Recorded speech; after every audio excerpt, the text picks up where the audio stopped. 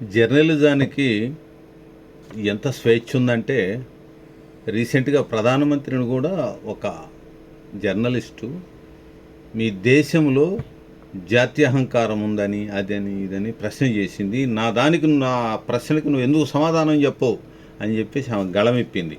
సరే, personal agenda అనేది secondary, కానీ కోర్ పాయింట్ ఏంటంటే పత్రికకి అంత స్వేచ్ఛ ఉంది. దాన్ని దుర్వినియోగం చేసేవాళ్ళు, సద్వినియోగం చేసేవాళ్ళు ఎప్పుడూ ఉంటారు. వాళ్ళ వ్యక్తిగత ఎజెండాలను బట్టి ఉంటుంది. అంతేగాని పత్రికా స్వేచ్ఛ మీన్స్ ఫోర్త్ పిల్లర్ ఏదైతే ఉందో ఆల్వేస్ అది ఉండాలి. అది ఒక గ్రేట్ జాబ్ అనమాట. అది ఒక ప్యాషన్ తోటి చేసేది. అందరూ ఆ ప్యాషన్ తోటి చేయలేరు. ఒక్కొక్కళ్ళు ఏం చేస్తారంటే సందర్భాన్ని బట్టి రాజకీయ ఒత్తిళ్ళకో, లేకపోతే డబ్బుకో, లేకపోతే పర్సనల్ ఐడెంటిటీ కోసమో, లేదా వాళ్ళ యొక్క భావాలు అంటే బై హ్యూమన్ నేనున్నాను, నాకు హిందూ ధర్మం అంటే గౌరవం, ఇంకొకళ్ళకి కమ్యూనిజం అంటే గౌరవం, ఇంకొకళ్ళకి నాస్తికత్వం అంటే గౌరవం. సో ఎప్పుడైతే ఒక ప్రత్యేకమైనటువంటి కోర్ సబ్జెక్టు మీద ఒక అభిప్రాయం ఉంటుందో వాళ్ళు ఆటోమేటిక్గా అవతల వాళ్ళ మీద వ్యతిరేకిస్తారు. అది క్వశ్చనింగ్ ఉంటుంది, డిస్కషన్స్ ఉంటాయి. ఇది ఎప్పుడూ ఉంటుంది. చారువాక అప్పటి నుంచి కూడా ఇది ఉన్నదే. ఫైనల్గా పత్రికా స్వేచ్ఛ అనేది ఆల్వేస్ అది ఉండాలి, అంతే. ఇక విషయానికి వస్తే రీసెంట్గా ప్రొఫెసర్ నాగేశ్వర్ గారిది ఒక ఇష్యూ వచ్చింది. ఆయన అరెస్ట్ చేస్తున్నారని, తీసుకెళ్ళి పోలీసులు వచ్చేసారని ఆ విజువల్స్ కూడా పెట్టేసి ఇక గందరగోళం చేసేసారు. అక్కడ అనిత గారు కూడా ఒక ట్వీట్ చేశారు, అలాంటిది ఏమి లేదు అని.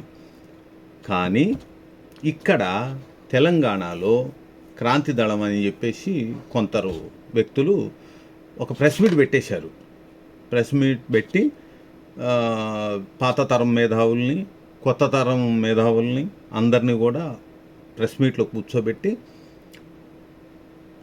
ఇక్కడ ఏం రాశారు, తెలంగాణ గొంతుకలపై ఆంధ్ర బూట్లు ఇంకెంత కాలం అనే ఒక హెడ్లైన్ తోటి ఒక ప్రెస్ మీట్ పెట్టారు. ఫైనల్గా ఏం చెప్పారంటే లోకేష్ని, పవన్ కళ్యాణ్ని, చంద్రబాబుని, జగన్ వదిలేశారు. జగన్ ఏం లేదు ఇక్కడ. వీళ్ళందరినీ తిట్టారు. ఇక ఎవరు నోటికి వచ్చినట్టు వాళ్ళు తిట్టేశారు. వాళ్ళ ఉద్దేశం ఏంటంటే వీళ్ళందరూ కలిసి నాగేశ్వర్ గారిని టార్గెట్ చేశారు అని. కమింగ్ టు ది పాయింట్, ఇక్కడ అసలు ఏం జరిగింది, ఇష్యూ ఎక్కడ స్టార్ట్ అయింది, ఎవరినంటే స్టార్ట్ అయింది. ఎవరైనా ఆంధ్ర జనసేన నాయకులు కానీ, తెలుగుదేశం నాయకులు కానీ, ఎవరైనా కానీ ఒక్కళ్ళు ప్రొఫెసర్ నాగేశ్వర్ గారిని ఏమన్నారు, ఏమైనా వ్యక్తిగతంగా మాట్లాడారా అని మనం చూసుకుంటే ఎవరు కూడా ఈయన మీద ఏమీ వ్యక్తిగతంగా ఏమి మాట్లాడలేదు. మరి ఎక్కడొచ్చింది? ఈయన ఒక ఇష్యూలో ఈయన అమిత్ షాని, లోకేష్ని కలిపి వీళ్ళిద్దరు మాట్లాడుకున్నప్పుడు జగన్ గారి నుంచి ఈయన అడిగినట్టు, అమిత్ షా గారు ఏదో మాట్లాడినట్టు ఇదంతా తీసుకొచ్చి ఈయన ఒక పెద్ద విశ్లేషణ చేశాడు. తర్వాత అందరూ ప్రశ్నించేసరికి విత్డ్రా చేసుకున్నాడు. సో ఇప్పుడు ఏమైంది, వాస్తవంగా విత్డ్రా చేసుకోవాల్సిన అవసరం లేదు. నేను ఇది కట్టుబడి ఉంటానని చెప్పాలి, కానీ విత్డ్రా చేసుకున్నాడు. అయినా కూడా ఎవరు పట్టించుకోవాలా, అయిపోయింది. ఆ ఇష్యూ అంతతో క్లోజ్. ఇక దీన్ని ఈ క్రాంతి సేన, క్రాంతి దళ్ సంథింగ్ వీళ్ళు తీసుకొచ్చి దాన్ని ఇక ఎవరు మన పవన్ కళ్యాణ్, అమిత్ షా నుండి లోకేష్ కాడికి తీసుకొచ్చారు, చంద్రబాబు దగ్గరకు తీసుకొచ్చారు. ఇప్పుడు ఇంతవరకు ఫస్ట్ పత్రికా స్వేచ్ఛ అక్కడి నుంచి ఒక మెట్టు దిగి పార్టీల మధ్య, జర్నలిస్టుల మధ్య డిస్కషన్ వచ్చింది. అది పోయింది. మళ్ళీ ఇంకో మెట్టు దిగింది. ఈ మెట్టు దిగి ఇక్కడ ఎవరు ఎంటర్ అయ్యారు? క్రాంతి దళ్ ఎంటర్ అయ్యి వీళ్ళు ఏమి నేరేషన్ తీసుకొచ్చారంటే ఫైనల్గా వీళ్ళు ఆంధ్ర తెలంగాణ నేరేషన్ తీసుకొచ్చారు. చూడండి, ఎక్కడ స్టార్ట్ అయింది, ఎక్కడికి వచ్చి ఆగింది? ఫైనల్గా ఆంధ్ర, తెలంగాణ, అంతే కదా. వీళ్ళందరూ ఒట్టుకు సావాలిక. ఇక పాసిం యాదగిరి గారు వీళ్ళంతా పెద్ద మనుషులందరూ కూడా వాళ్ళు చెప్పాల్సిందంతా చెప్పేశారు. ఆ కుక్కలు, ఈ కుక్కలు, ఈడాస్తులు, ఆడాస్తులు ఏవేవో చెప్పారండి. నేను అనేది ఏంటంటే, యాదగిరి గారు కావచ్చు, ఎవరైనా కావచ్చు, ఎక్కడైనా బతుకుతున్నామండి. ఏముంది దీంట్లో? అమెరికా పోయి బతుకుతున్నారు, దుబాయ్ పోయి బతుకుతున్నారు. నేను రీసెంట్గా గుజరాత్ వెళ్ళాను. గుజరాత్ వెళ్తే గుజరాత్లో మన తెలుగు వాళ్ళు ఎంతమంది ఉన్నారు?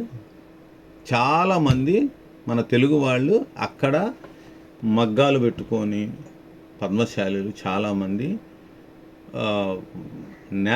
బట్టలు తయారు చేస్తున్నారు, ఇక్కడికి సప్లై చేస్తున్నారు. చాలామంది ఉన్నారు అక్కడ.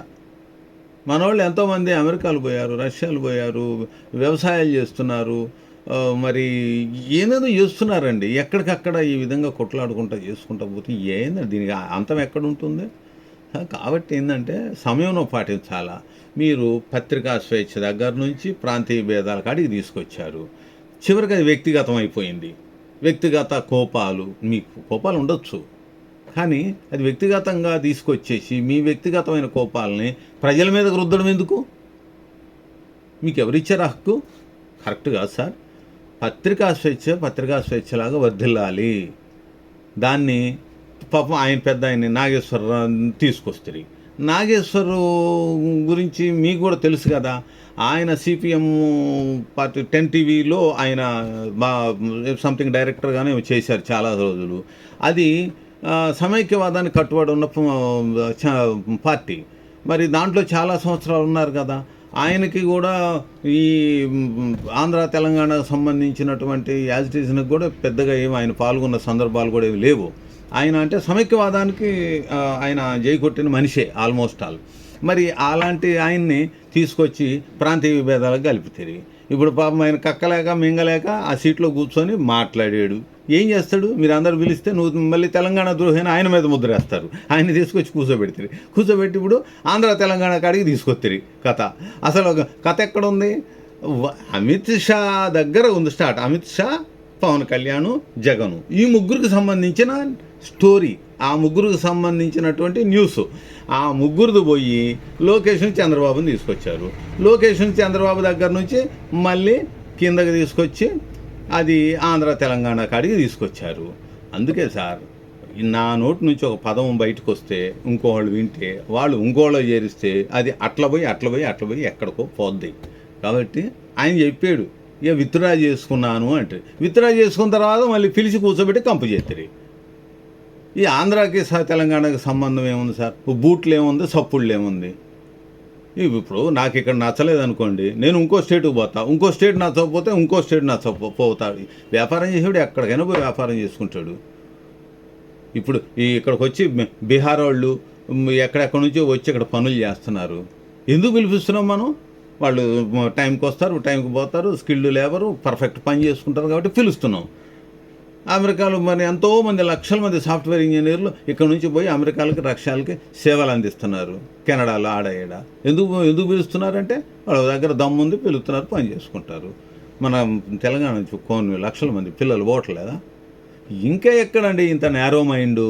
ఆంధ్ర తెలంగాణ, ఆ కులం ఈ కులం. మారండి అయ్యా బాబు, వయసులు పెరుగుతున్నాయి, బుద్ధులు మారాలి కదా.